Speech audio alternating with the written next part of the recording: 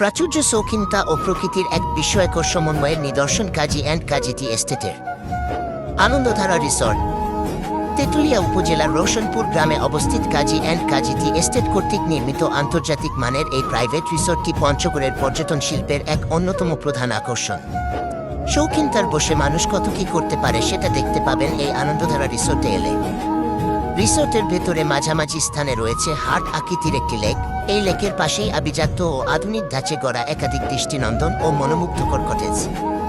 কটেজগুলি শৈল্পিক ডিজাইন ও আধুনিক সুযোগ সুবিধা দিয়ে সজ্জিত।